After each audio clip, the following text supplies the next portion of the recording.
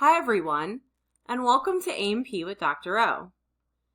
In this video, we are going to take another look at the scrotum and scrotal cavities, and this time we're going to go ahead and use this figure from the A&P OpenStax book. The first part of the figure is going to give us a different way to visualize the raphe. We know that the scrotum is separated into two scrotal cavities, and on the outside, we separate those cavities with the raphe. We did see this on a model in an earlier video. This is just another viewpoint of that structure.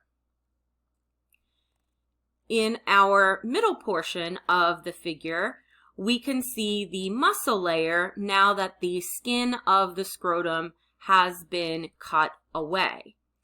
And I want to point out the skeletal muscle that we're going to identify that we can see here, and that is known as the cremaster muscle.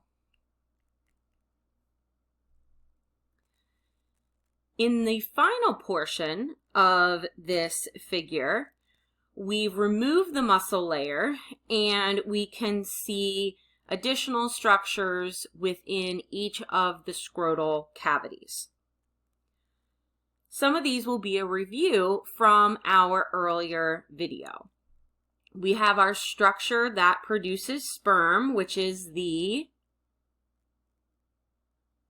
testis, that is correct, or testes for plural.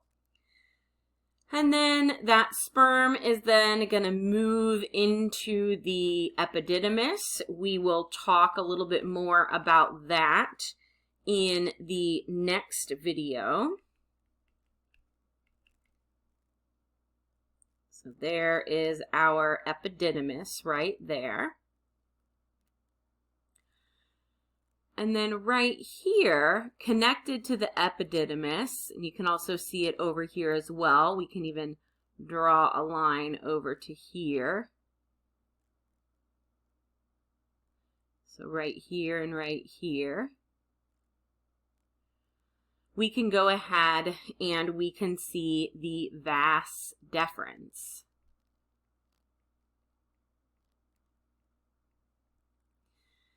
Now, that vas deferens plus blood vessels, nerve, lymphatics, those are all going to come together to form the spermatic cord.